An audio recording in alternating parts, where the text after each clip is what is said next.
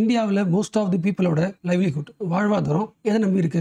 Agriculture தானே. பாதிக்கு பாதி பாப்புலேஷன் அக்ரிகல்ச்சரை தான் டிபெண்ட் பண்ணி அவங்க லைஃபை கொண்டு போறாங்களா? பட் அக்ரிகல்ச்சர் எதை டிபெண்ட் பண்ணியிருக்கு? வெதர் தானே. வெதர்னு வச்சுக்கலாம், கிளைமேட்னு வச்சுக்கலாம். இந்த வருஷம் மழை வராது அப்படின்னா அக்ரிகல்ச்சரல் growth குறையும், பீப்புளோட லைவ்லிஹுட் growthம் குறைஞ்சிருமா? அப்போ இந்தியா மாதிரி ஒரு கிளைமேட் டிபெண்ட் பண்ற ஒரு எக்கனாமியில் ஸ்பேஸ் டெக்னாலஜி எந்த அளவுக்கு முக்கியமோ, ஹெல்த் டெக்னாலஜி எந்த அளவுக்கு முக்கியமோ, அக்ரிகல்ச்சர் டெக்னாலஜி ரொம்ப முக்கியம். அதாவது கிளைமேட் பேஸ்டு டெக்னாலஜி ரொம்ப ரொம்ப முக்கியம். கிளைமேட் பேஸ்ட் டெக்னாலஜி அர்த்தம் வெதரை ஃபோர்காஸ்ட் பண்றது, கிளைமேட் ஃபோர்காஸ்ட் பண்றது. இந்த வருஷம் மழை வருமா வராதா, எந்த ரீஜன்ல அதிகம் மழை பெய்யும். ஸோ இந்த ஃபோர்காஸ்டிங் டெக்னாலஜியில் எந்த அளவுக்கு அக்யூரஸியா இருக்குமோ அந்த அளவுக்கு மக்களோட அக்ரிகல்ச்சர் டிபெண்ட் பண்ண மக்களோட லைவ்லிஹுட்டை காப்பாற்ற முடியும். ஸோ இது ஒரு ஆங்கிள். பட் ஆக்சுவலா இது மட்டும் பத்தாது. ஏன்னா ஃபார் எக்ஸாம்பிள் இந்த வருஷம் மழை பெய்யாது அப்படின்றத ஃபோர்காஸ்ட் பண்ணி கண்டுபிடிச்சாச்சு வச்சுக்கலாம். பட் கண்டுபிடிச்ச என்ன யூஸ்? ஏன்னா நேச்சுரல் ஒன்றும் பண்ண முடியாது. கரெக்டா மழை வராது தெரிஞ்சு போச்சு. ஓரளவுக்கு என்ன பண்ணலாம், ஃபார்மர்ஸ்க்கு வந்து கவர்மெண்ட் ஹெல்ப் பண்ணலாம். அதுதான் பண்ண முடியுமே தவிர வேற பெருசா அட்வான்டேஜ் இல்லை. ஸோ ஃபியூச்சரை தெரிஞ்சுக்கலாம் ஃபோர்காஸ்டிங் வச்சுக்கிட்டு. அப்போ இந்தியாவில் ஃபோர்காஸ்டிங் மட்டும் பத்தாது, கிளைமேட்டை கண்ட்ரோல் பண்ற டெக்னாலஜியை கற்றுக்கணும். இந்த வருஷம் மழை பெய்யாதா,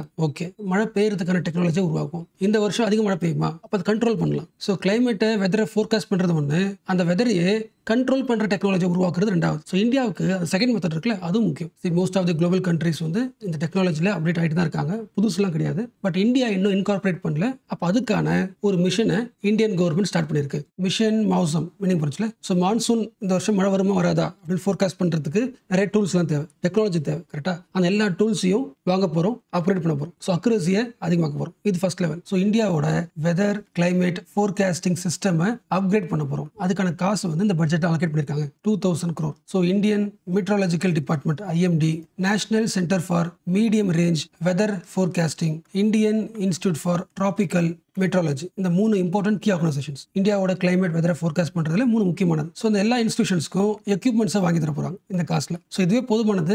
பட் ஒரு கிளைமேட்டை இல்லை வெதரை ஃபோர்காஸ்ட் பண்றதுக்கு என்ன மாதிரி இன்ஸ்ட்ருமெண்ட்ஸ் யூஸ் பண்ணுவாங்க பேசிக்கா தெரிஞ்சுக்கலாம். ஃபார் எக்ஸாம்பிள் நீங்களே யோசிக்க முடியும். இதுதான் பே ஆஃப் பெங்கால் வச்சுக்கலாம், கடல் வச்சுக்கலாம். கடல் இருந்தால் என்ன வரும்? மழை வருமா? மழை வரும். சைக்ளோன் வரும். ஸோ மழை, சைக்ளோன் இதெல்லாம் ரொம்ப தூரத்துல இருந்து வரும்போதே கண்டுபிடிச்சிடணும். ஸோ அதுக்கு என்ன தேவை? ரொம்ப சிம்பிள், ரேடார்ஸ்.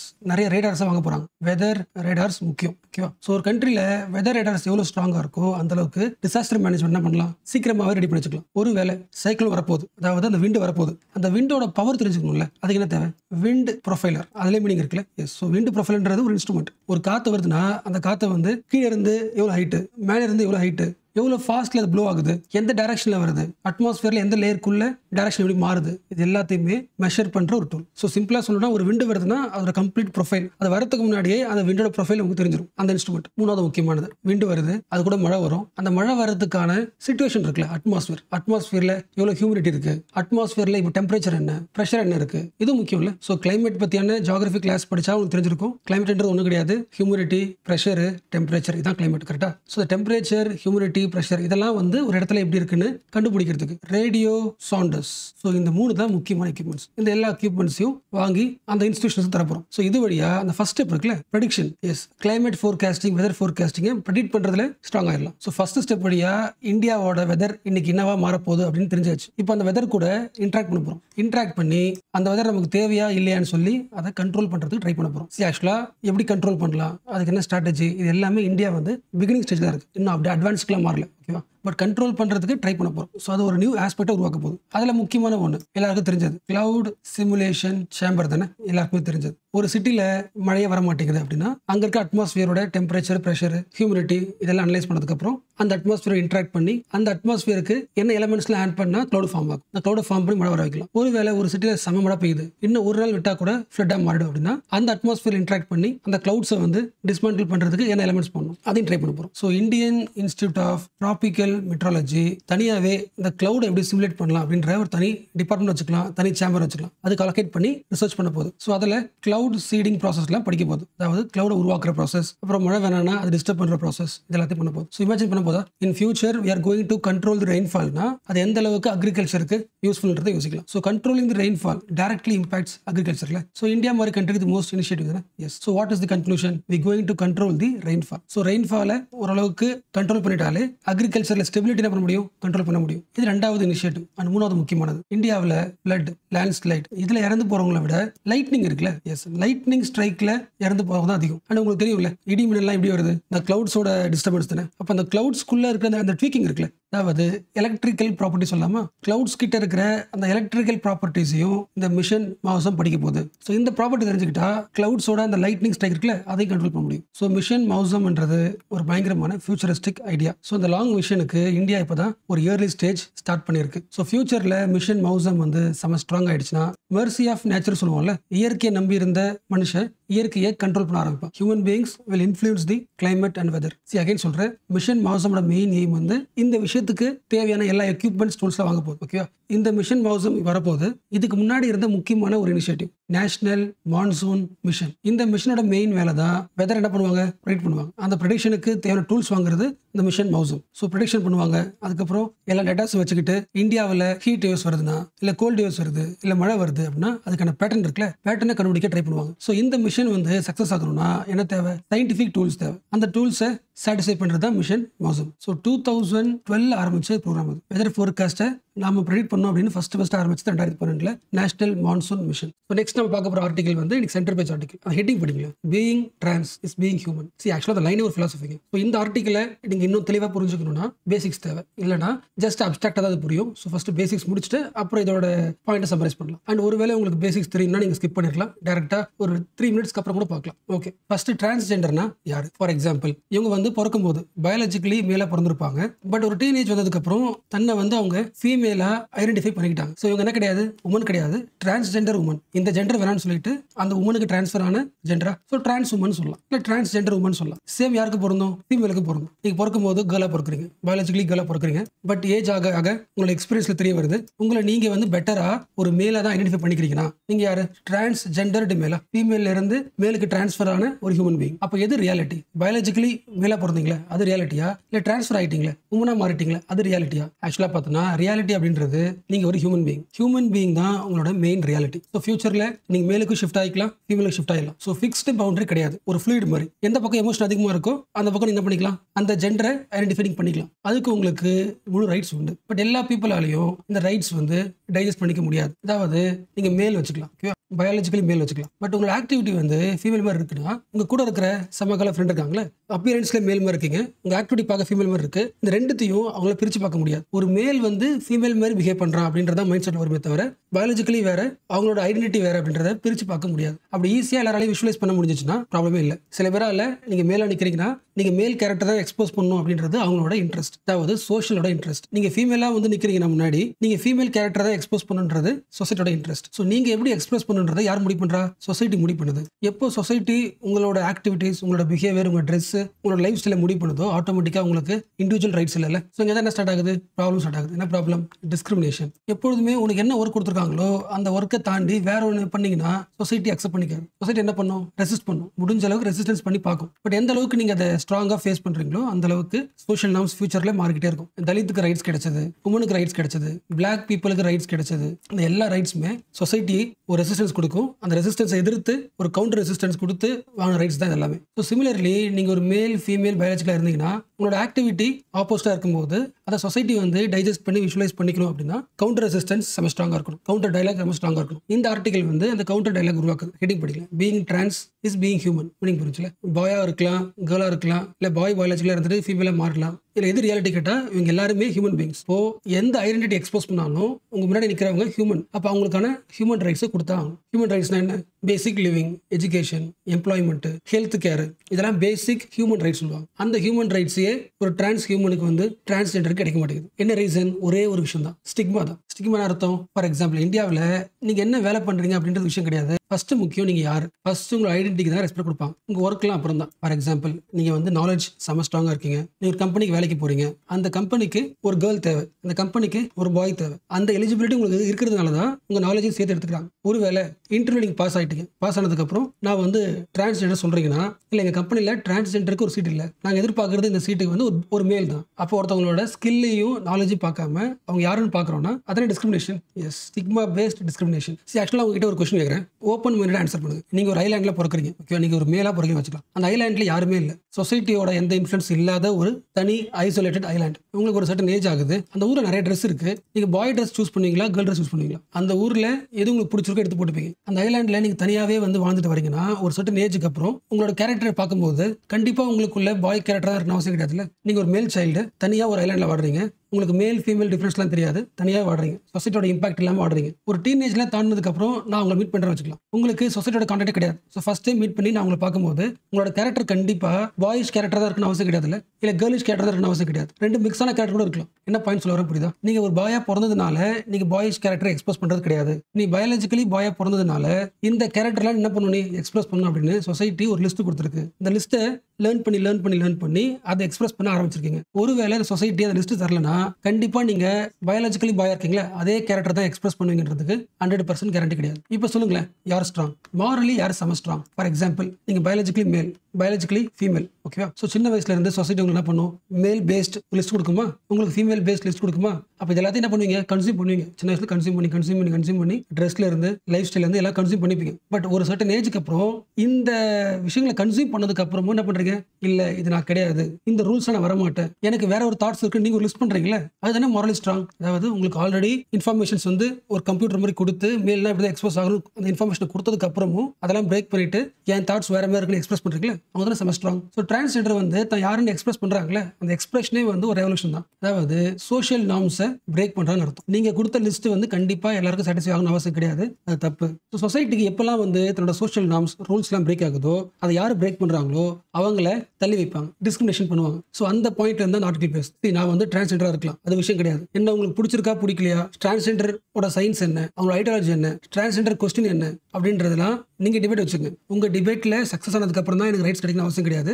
நான் வந்து டிரான்ஸ்ஜெண்டரா இருந்தாலும் ஒரு ஹியூமன் பீயிங். அப்போ ஒரு ஹியூமன் பீயிங்க்கு சில அடிப்படை ரைட்ஸ் உண்டு, அவங்களை தன்னை எப்படி எக்ஸ்பிரஸ் பண்ணிக்கணுமோ அந்த உரிமை உண்டு. ரைட் டு ஃப்ரீடம் உண்டு, ரைட் டு ஃப்ரீலி எக்ஸ்பிரஸ் இருக்கு, ரைட் டு லிவ் இருக்கு. ஸோ இது வந்து டிஸ்கஸ் பண்றதோ டிபேட் பண்றதோ பாயிண்டே கிடையாது, இது எங்களோட ஐடென்டிட்டி. அந்த ரைட்ஸ் வந்து எங்களுக்குள்ளவே இருக்கு. பட் மேபி நீங்க எப்படி வந்து ஒவ்வொரு காலகட்டத்தில் எவல்யூஷனா Dalit question, women's rights question, black rights question நீங்க கொஸ்டின் போட்டு டிபேட் பண்ணி சொசைட்டி மாறதுக்குள்ள டைம் ஆச்சோ அதே மாதிரி டிரான்ஸ்ஜெண்டர் கொஸ்டின் டிபேட் பண்ணிருக்கீங்க. உங்களோட கன்சர்வேட்டிவ் டிபேட்ஸ்னால எங்க ரைட்ஸ் நைட் இருக்கு டிஸ்டர்ப் ஆயிட்டு இருக்கு அப்படின்னு பேசுற ஆர்டிகல் இந்த ஃபர்ஸ்ட்ல படிங்களா. The principles of human rights that are today established as universal were once treated as the questions, problems, debates, a tribal problem. அர்த்தம் ட்ரைபல் சம்பந்தப்பட்ட டிஸ்கஷன் டிபேட் வந்து சொசைட்டில நடந்துட்டு இருக்கு. நிறைய விஷயங்களை சொசைட்டி அக்செப்ட் பண்ண மாட்டேங்குது. அப்ப அந்த ப்ராப்ளம் பத்தி டிஸ்கஸ் பண்ணணும், டிபேட் பண்ணணும் அப்படின்னு ட்ரை பண்றீங்க.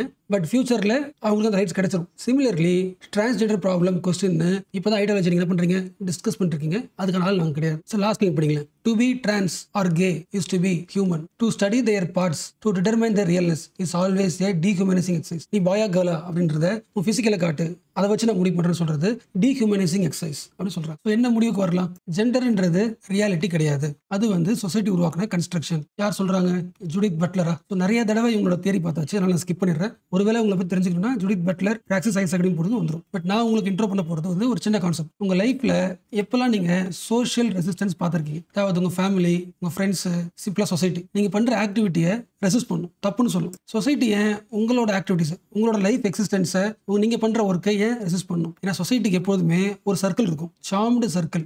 கெயில் ரூபின் யூஸ் பண்ண டேர்ம் என்ன சொல்றாங்கன்னா, சொசைட்டியோட சாம்டு சர்க்கிள்குள்ள இருக்கிற வரைக்கும் உங்களுக்கு செம ஹாப்பியா இருக்கும். ஃபார் எக்ஸாம்பிள், நீங்க பாயா பிறந்தீங்கன்னா பாய் ரோலே நீங்க பண்ணணும். அப்படி பண்ணீங்கன்னா சொசைட்டியோட சாம்டு சர்க்கிள் இருப்பீங்க. உங்களை வந்து சொசைட்டி ஹாப்பியா வெல்கம் பண்ணும். உங்களுக்கு எப்போ மேரேஜ்னு கேட்கும், மேரேஜ் அட்டன் பண்ணும், அடுத்த குழந்தை பத்தி விசாரிக்கும், எல்லாத்தையும் ஹாப்பியா கேட்டுட்டே இருக்கும். பட் அந்த சர்க்கிளை தாண்டி ஏதாவது நீங்க யோசிச்சீங்கன்னா, for example inter caste marriage, transgender, society உங்களுக்கு ரெசிஸ்டன்ஸ் கொடுக்க ஆரம்பிக்கும். அதாவது உங்களை மார்ஜினலைஸ் பண்ணும், நீங்க பண்றது தப்புன்னு சொல்லி நிறைய ஸ்டிக்மா உருவாக்கும். ஸோ டிரான்ஸ்ஜெண்டர் மேல உருவாக்குற எல்லா ஸ்டிக்மா, எல்லா மார்ஜினலைசேஷன் காரணமும் இந்த சாம்டு சர்க்கிளுக்கு மேல யோசிக்கிறது தான். ஆக்சுவலா டிஸ்கிரிமினேஷன் வந்து நீங்க கேர்ளா பிறந்து டிரான்ஸ்ஜெண்டரா மாறீங்கன்னா அது ஒரு பர்டன். பிளஸ் நீங்க லோ கேஸ்ட்ல பிறக்கிறீங்கன்னா இன்னும் எக்ஸ்ட்ரா பர்டன். என்ன ரீசன், நீங்க ஒரு லோ கேஸ்ட் ஃபேமிலியில் பிறக்கிறீங்கனாலே ஆட்டோமேட்டிக்கா உங்களோட மந்த்லி ஃபேமிலி இன்கம் இருக்குல்ல ரொம்ப கம்மியா இருக்கும். உங்களுக்கு லேண்ட் இருக்காது, உங்களுக்கு வந்து ஸ்டாண்டர்ட் ரெவன்யூ இருக்காது. இந்த சிச்சுவேஷன்ல இந்தியாவில் வந்து கேஸ்ட் பேஸ் தான் கிளாஸ். ஸோ கேஸ்ட் லோவா இருக்கும் போது மோஸ்ட்லி கிளாஸ் இருக்கும், லோவா தான் இருக்கும். அப்போ உங்களால பேசிக் எஜுகேஷன் ரைட்ஸோ இல்ல ஹெல்த் ரைட்ஸோ எதையுமே கன்சியூம் பண்ண முடியாது. ஸோ டிரான்ஸ்ஜெண்டரா இருக்கிறது ஒரு பர்டன்,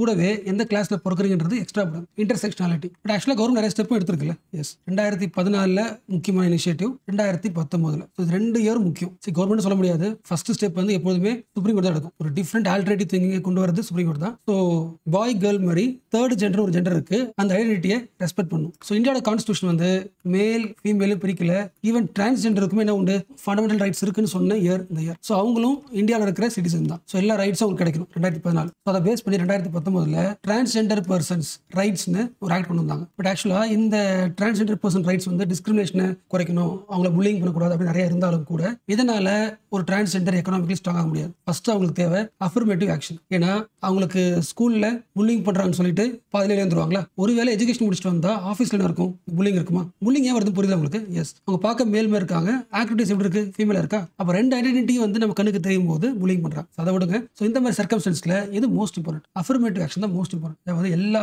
ஒர்க்கிங் பிளேஸ்லயும் சர்டன் அமௌண்ட் ஆஃப் சீட்ஸ் வந்து ரிசர்வ் பண்ணணும். அந்த எம்ப்ளாய்மெண்ட் ஆப்பர்ச்சுனிட்டி தான் அவங்க அடுத்த லெவலுக்கு கொண்டு போகும். ஸோ அடுத்த ஆர்டிகல் இந்த பிக்சர் பற்றி தான். பிக்சர் தெரியுதுல, அண்ட் ஆல்சோ உங்களுக்கு சோஷியல் மீடியாவில் இந்த இமேஜ் வந்திருக்கும். ஸோ இந்த இஷ்யூ பற்றி தான் இன்னைக்கு சென்டர் பேஜ் ஆர்டிகலும் ஹெட்டிங் போட்டிருக்கு. தி கிரம்பிளிங் இன்ஃப்ராஸ்ட்ரக்சர், இந்தியாவில் ஒரு கன்ஸ்ட்ரக்ஷன் ஏன் இப்படி இருக்கு, அதை பற்றி ஒரு பேசிக்காக தான் பேசியிருக்காங்க. பார்க்கலாம். ஆக்சுவலாக இது ஒரு பிரிட்ஜ் இல்லைங்க, நிறைய பிரிட்ஜ் வந்து அண்டர் கன்ஸ்ட்ரக்ஷன் இருக்கிற பிரிட்ஜஸ் வந்து கொலாப்ஸ் ஆயிருக்கு பீகாரில். So what is the question, இந்தியாவோட இன்ஃப்ராஸ்ட்ரக்சர் டெவலப்மெண்ட்ல இருக்கிற குவாலிட்டி எப்படி இருக்கு? ஆக்சுவலாங்க ஒரு கன்ஸ்ட்ரக்ஷனோட குவாலிட்டி கண்ட்ரோல் எதை பேஸ் பண்ணியிருக்கும்? ப்ராஜெக்ட் இம்ப்ளிமெண்டேஷன் சொல்லலாமா? எஸ், உங்களுக்கு ஃபண்ட் அலோகேட் பண்ணியாச்சு, ப்ராஜெக்ட் கொடுத்தாச்சு, அந்த இம்ப்ளிமெண்டேஷன்ல கரப்ஷனோ இல்ல சரியான ஒரு ஃபோக்கஸ்டா இல்லைன்னா ஆட்டோமேட்டிக்கா குவாலிட்டி சரிக்காதுல. ஸோ ப்ராஜெக்ட் இம்ப்ளிமெண்டேஷனுக்கும் ஒரு சூப்பர்வைசரி தேவையில்ல. ஸோ இந்த பிரிட்ஜையும் 2047 கனெக்ட் பண்ண முடியுதா? இந்தியாவோட மெயின் எய்ம் என்ன? டெவலப்டு நேஷனா மாறணும் 2047. அப்ப அதோட ஃபவுண்டேஷனா ப்ரூஃப் எது? இன்ஃப்ராஸ்ட்ரக்சர் தான். ஒரு கண்ட்ரியோட டிரைவிங் எக்கனாமியே இன்ஃப்ராஸ்ட்ரக்சர் தான். அதை பேஸ் பண்ணி தான் ஒரு நேஷன் டெவலப்பிங்கா இருக்கா டெவலப்டா இருக்கான்னு சொல்ல முடியும். ஸோ ரோடு, பிரிட்ஜ், ரயில்வேஸ், இது மூணு தான் basic economy of any country. So இந்த விஷயங்களை டார்கெட்டா வச்சுக்கிட்டு தான் பிரைம் மினிஸ்டர் கதி சக்தி நேஷனல் மாஸ்டர் பிளான் ஒன்று, அடுத்து நேஷனல் லெவல்ல லாஜிஸ்டிக்கான ஒரு பாலிசி, மூணாவது ஸ்மார்ட் சிட்டிஸ். இந்த மூணுத்தோட மெயின் எய்ம் வந்து இந்தியாவோட இன்ஃப்ராஸ்ட்ரக்சரை செம ஸ்ட்ராங் ஆக்கணும். That leads to developed nation. So இவ்வளோ இன்ஃப்ராஸ்ட்ரக்சர் டெவலப்மெண்ட் பண்றதுக்கு நம்ம கிட்ட காசு இருக்கா? கண்டிப்பா அதிகமாக காசு இருக்கு. இந்த இயர் பட்ஜெட்ல கூட 11 லட்சம் கோடி எதுக்கு மட்டும்? இன்ஃப்ராஸ்ட்ரக்சர் டெவலப்மெண்ட்டுக்கு மட்டும் அலோகேட் பண்ணிருக்கோம், which is 3.4% of India's GDP. So ஜிடிபியோட வேல்யூவில் இன்ஃப்ராஸ்ட்ரக்சருக்கு மட்டுமே 3%. மேபி சில பேருக்கு இது விஷுவலைஸ் பண்ண முடியாது, கம்பேர் பண்ணலாம். ஹெல்த் செக்டருக்கு இந்த வருஷம் கவர்மெண்ட்ல எவ்வளவு காசு செலவு பண்றாங்க? ஜிடிபியில் சொல்லணும்னா 2.5% தான். நீங்க எஜுகேஷனை வச்சுக்கிட்டா கூட 3% தான். ஸோ ஹெல்த் எஜுகேஷனை விட அதிகமான பர்சன்டேஜ் 3.4% ஆஃப் ஜிடிபி இன்ஃப்ராக்கு மட்டுமே செலவு பண்றோம். ஸோ இவ்வளவு ஃபோக்கஸ்டா நம்ம இன்வெஸ்ட் பண்ணியிருந்தாலும் நிறைய ப்ராக்டிகல் ப்ராப்ளம் இருக்கு. ப்ராக்டிகல் ப்ராப்ளம்னா ஒன்று ப்ராஜெக்ட் கட்டி முடிக்கிறதுக்கு டிலே ஆகுது. நீங்க ஒரு விஷயத்தை டிலே பண்ண அதோட காஸ்ட் அதிகமாயிட்டே இருக்கும். So delay and cost over run, இது ரெண்டு தான் முக்கியமான இன்ஃப்ரா ப்ராப்ளம். உங்களோட மெயின் சிலபஸ்ல இன்ஃப்ராஸ்ட்ரக்சர் GS3 எக்கனாமி இருக்கு. அதை பத்தி சேலஞ்சஸ் கேட்டாங்கன்னா கண்டிப்பா project delaying plus cost over run, இந்த பாயிண்ட் கண்டிப்பா இருக்கணும். அடுத்த பாயிண்ட், ஏன் ப்ராஜெக்ட் டிலே ஆகுது? எல்லாருக்கும் தெரிஞ்ச சேம் பாயிண்ட் தான், பியூரோக்ராட்டிக் ஹர்டில்ஸ். அட்மினிஸ்ட்ரேஷன்ல நிறைய ப்ராப்ளம் இருக்கு. அதாவது ஒரு ப்ராஜெக்ட் வாங்குறதுல இருந்து, அப்ரூவ் பண்றதுல இருந்து, அதை கட்டுறதுல இருந்து, முடிக்கிறதுல இருந்து, ஒவ்வொரு இடத்துலையும் இந்த கிளியரன்ஸ் பண்ணுவாங்களே, அந்த கிளியரன்ஸுக்கே லாங் டிலே. லிங்க் பண்ண முடியுதா? இன்ஃப்ராஸ்ட்ரக்சர் எல்லா ப்ராஜெக்ட் டிலே ஆகுது, காரணம் பியூரோக்ராட்டிக் ஹர்டில்ஸ். என்ன பியூரோக்ராட்டிக் ஹர்டில்னா கிளியரன்ஸ் டிலேவா? இது ஒரு பாயிண்ட். ரெண்டாவது, அப்படியே கிளியரன்ஸ் கொடுத்து ஒர்க் அவுட் ஆரம்பிச்சாலும் மோஸ்ட் ஆஃப் தி ப்ராஜெக்ட் வந்து ஒரு ஸ்டேட்ல அந்த சிட்டிக்குள்ள இருக்கிற அந்த லோக்கல் செல்ஃப் கவர்மெண்ட் சொல்லுவாங்களே, லோக்கல் பாடிஸ் தான் மேனேஜ் பண்ணும். Most of the infra projects local bodies handle பண்ணும். லோக்கல் பாடிஸ்க்கு வந்து அந்த அளவுக்கு ஒரு ப்ராஜெக்ட் வந்துச்சுன்னா அதை மேனேஜ் பண்றது, அதை நல்லா வந்து இம்ப்ளிமெண்ட் பண்றது ஸ்கில், மேனேஜ்மெண்ட் பண்ற ஸ்கில்ஸ் அண்ட் கெப்பாசிட்டி அந்த அளவுக்கு இல்லாதனால குவாலிட்டியா இல்லை. ஸோ ஃபர்ஸ்ட் பாயிண்ட் வந்து டிலே ஆகுதா? ரீசன் வந்து கிளியரன்ஸ் டிலே, இதை பண்ணிக்கலாம். ரெண்டாவது பாயிண்ட் வந்து gaps in the project management. Project manage பண்றதுல நிறைய கேப்ஸ் இருக்கு. என்ன கேப்ஸ்? ஸ்கில் இல்லாம இருக்கிறது, கெப்பாசிட்டி இல்லாம இருக்கிறது. ஸ்கில்னா புரியுதா உங்களுக்கு? ஒரு ஆஃபீஸை மேனேஜ் பண்ற பிராக்டிஸ் இருக்குல்ல, அந்த பிராக்டிஸ் சேம் ஒரு ப்ராஜெக்ட் மேனேஜ் பண்றதுக்கும் சில ரூல்ஸ் இருக்குல்ல, வே ஆஃப் இம்ப்ளிமெண்டேஷன் சொல்லுவாங்களே, அந்த மேனேஜ்மெண்ட் ஸ்கில் வந்து பழசா இருக்கு நம்ம ஓல்டு மெத்தடா இருக்கு, ட்ரெடிஷனல் மேனேஜ்மெண்ட். இது ஒரு நெகட்டிவ். ஸோ எப்பெல்லாம் ட்ரெடிஷனலா ஒரு ப்ராக்டிஸ் பண்றாங்களோ அதை என்ன பண்ணணும்? மாடர்ன் ஆகணுமா? ஸோ மாடர்ன் மேனேஜ்மெண்ட் ப்ராக்டிஸ்க்கு உருவாக்கணும். அதுக்கு என்ன பண்ணணும்? ரியல் டைம் டேட்டா மேனேஜ்மெண்ட் டூல்ஸை ஃபாலோ பண்ணணும். ஒரு ப்ராஜெக்டோட ரிசல்ட் ஒவ்வொரு நாளும் ரியல் டைம்ல மானிட்டர் பண்ணணும். இதுக்கு என்ன பண்றது? ரொம்ப ஈஸி. நம்மளை சுற்றி நிறைய டெவலப்டு கண்ட்ரிஸ் இருக்கு. ஸோ குளோபல் லெவலில் பெஸ்ட் ஸ்டாண்டர்ட்ஸ் என்ன மேனேஜ்மெண்ட்டில், ரியல் டைம் மேனேஜ்மெண்ட்டில், அதை எடுத்துக்கலாம். ஃபார் எக்ஸாம்பிள் யூகேலாம் போயிட்டீங்கன்னா இந்த இன்ஃப்ராஸ்ட்ரக்சரை பார்த்துக்கிறதுனே தனி அத்தாரிட்டி இருக்கு, இன்ஃப்ராஸ்ட்ரக்சர் அண்ட் ப்ராஜெக்ட் அத்தாரிட்டி. ஒரு ப்ராஜெக்ட் ஸ்டார்டிங்ல இருந்து எண்ட் வரைக்கும், ஸ்டார்ட் டு எண்ட் வரைக்கும் பார்த்துக்கிறதுக்கான அத்தாரிட்டிஸை வந்து மோஸ்ட் ஆஃப் தி கண்ட்ரீஸ்ல கிரியேட் பண்ணியிருக்காங்க. ஸோ இதெல்லாம் தான் நெகட்டிவ்ஸ். இந்த விஷயங்களை ஆட் பண்ணலாம். அட் தி சேம் டைம் நம்ம ஒரு ஸ்கீம் பார்த்தோம்ல, PM கதி சக்தி நேஷனல் மாஸ்டர் பிளான். இந்த பிளானுமே கொஞ்சம் சில நெகட்டிவ்ஸை சரி பண்ண ட்ரை பண்ணிருக்கு. எக்ஸாம்பிளுக்கு ஒரு இன்ஃப்ராஸ்ட்ரக்சர் ரோடோ இல்லை பிரிட்ஜை கட்டுறதுக்கு நிறைய டிபார்ட்மெண்ட்ல சைன் வாங்கணும். கன்ஸ்ட்ரக்ஷனா இருந்தாலும் ஃபார் எக்ஸாம்பிள் என்விரான்மெண்ட் கிளியரன்ஸ் வாங்கணும்.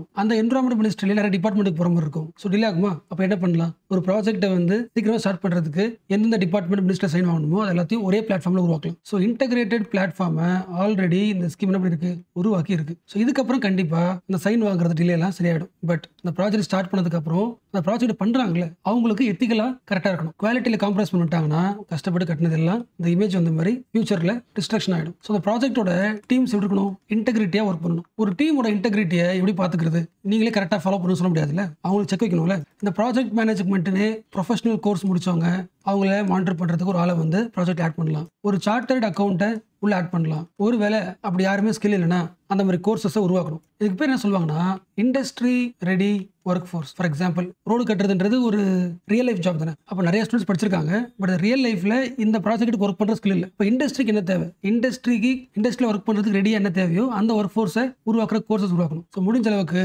ப்ரோக்ராம் மேனேஜ்மெண்ட் சிஸ்டத்தை இந்தியா டெவலப் பண்றதுக்கு ஸோ அதுக்கான ப்ரொஃபஷனல் கோர்ஸை ஸ்டார்ட் பண்ணி இந்தியாவோட ப்ராஜெக்ட் மேனேஜ்மெண்ட் சிஸ்டம் இம்ப்ரூவ் பண்ணலாம். ஸோ நெக்ஸ்ட் நீ ஃப்ரண்ட் பேஜ் பார்க்கலாம். ஆக்சுவலாக ஹிந்துல தான் பார்த்தேன் நான். ஹிந்துல இன்னைக்கு வந்த நியூஸ் மோஸ்ட்லி 2-3 நியூஸ் தான் இருக்கு. ஸோ ரொம்ப கம்மியா இருக்கு. அந்த நியூஸ் இந்தியன் எக்ஸ்பிரஸ்ல கவர் ஆயிடுச்சு. அதனால இந்தியன் எக்ஸ்பிரஸ் பேஜ் நான் டிஸ்பிளே பண்றேன். ஓகேவா? ஸோ கெஜ்ரிவாலுக்கு பெயில் கொடுத்துட்டாங்க. ஸோ பெயில் கொடுத்ததுனால சிஎம் ஆஃபீஸ்ல போக முடியாது, சைன்லாம் போட முடியாது. ஓகே, பெயில் கொடுத்துருக்காங்க, அவ்வளவுதான். ஆக்சுவலாக இந்த நியூஸ் நம்ம டீட்டெயிலாக பார்க்கணும். பட் நியூஸ் பேப்பர் சிம்பிளிஃபைடுன்றதுனால கொஞ்சம் யூபிஎஸ்சி சென்டருக்காக போயிடலாம். ஓகே, ஆக்சுவலாக கெஜ்ரிவால் சொன்ன ஒரு ஸ்டேட்மெண்ட்டில் வந்திருக்கும். பொலிட்டிக்கலாக இருக்குமே சொல்லிட்டு அதை அவங்களுக்கு டிஸ்பிளே பண்ணல. பட் அந்த லைன் மட்டும் பார்த்துங்க. My courage has grown 100 times.